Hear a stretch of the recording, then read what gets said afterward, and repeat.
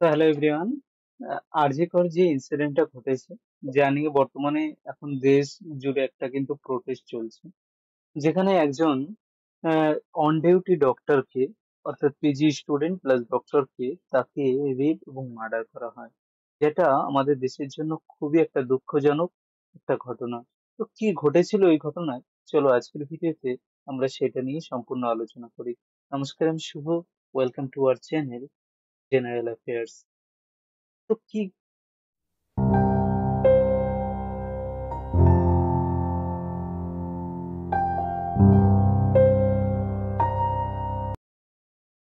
আর যারা এখনো পর্যন্ত আমাদের কারেন্ট অ্যাফেয়ার্স এর ভিডিওগুলো দেখোনি, তারা কিন্তু অবশ্যই দেখে নেবে।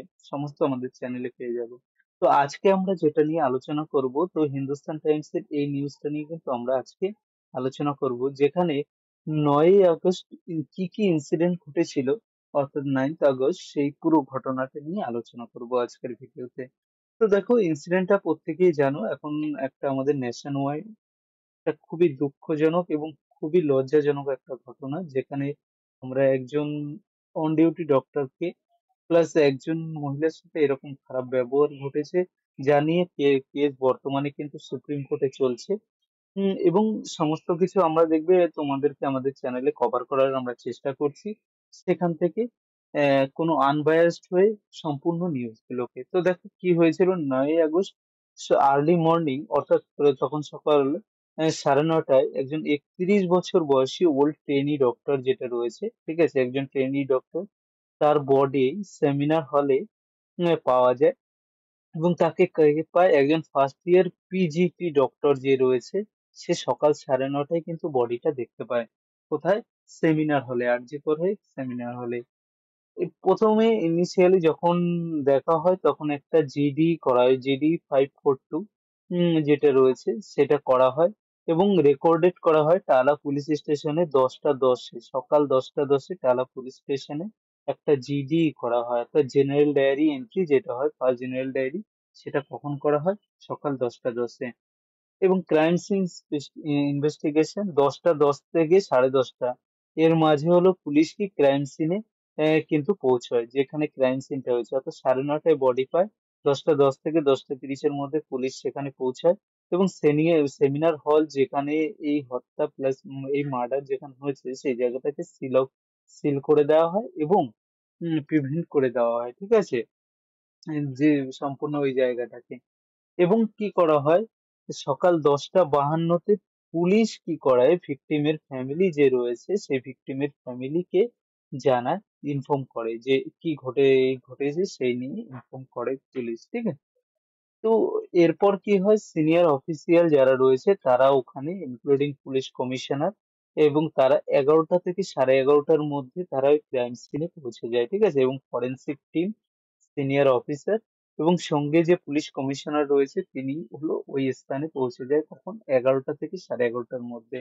এবং 12টা 44-এ ভিকটিমের যে বডি রয়েছে, সেই ভিকটিমকে ডিসিজ হিসেবে, অর্থাৎ মৃত হিসেবে ঘোষণা করা হয় 12টা 44-এ। হুম 12টা 44-এ, দিনের 12টা 44-এ।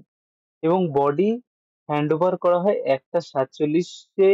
পুলিশ বডি হ্যান্ড ওভার করে, ঠিক আছে। পুলিশ যেই রয়েছে বডিটাকে নেয় সকাল দুপুর 1টা 47-এ। এবং 3টে 40-এ, বিকেল 3টে 40-এ একটা কনফিডেন্সিয়াল লেটার, যেটা আরজি করে যে অফিসার ইনচার্জ রয়েছে, এমএসভিপি ও টালা পুলিশ স্টেশনকে একটা রেজিস্ট্রেশন, এফআইআর রেজিস্ট্রেশন করবার জন্য 3টে 40-এর সময় একটা কনফিডেন্সিয়াল লেটার কাকে দেয়? আরজি করে হসপিটাল অফিসার ইনচার্জ যে রয়েছে, সে টালা পুলিশ স্টেশনকে দেয়। এবং 8:30, রাত 8:30 থেকে 10টা 45 টাইমের মধ্যে, 10টা 45-এর মধ্যে যে 40টি এক্সিবিট কালেক্ট করা হয়, এবং ওই যে যেগুলো কালেক্ট করা হয়েছে সেগুলো আন্ডার ভিডিওগ্রাফির মাধ্যমে সেগুলো কালেক্ট করা হয়। এবং রাত 11টা 45-এ এফআইআর রেজিস্টার করা হয় সেখানে। কখন করা হয়? রাত 11টা 45-এ রেজিস্টার করা হয়।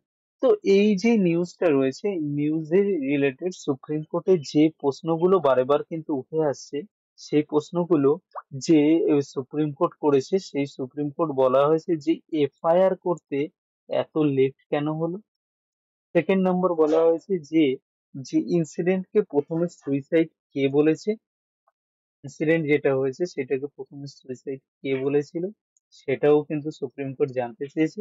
সঙ্গে সঙ্গে সুপ্রিম কোর্ট এও জানতে চেয়েছে যে এই এই দিন যে ঘটেছিল, প্রথম কে দেখেছিল ওই ইনসিডেন্টটাকে, ফার্স্ট কে ইনফর্ম করেছিল বা ফার্স্ট কে দেখেছিল। এই সমস্ত কিছুই কিন্তু এখানে পুলিশের তরফ থেকে জানতে চাওয়া হয়েছে। তো দেখো, আজকের এই ছোট্ট ভিডিওতে আমরা ওই দিনের সম্পূর্ণ কাহিনী কিন্তু তোমাদেরকে আলোচনা করলাম।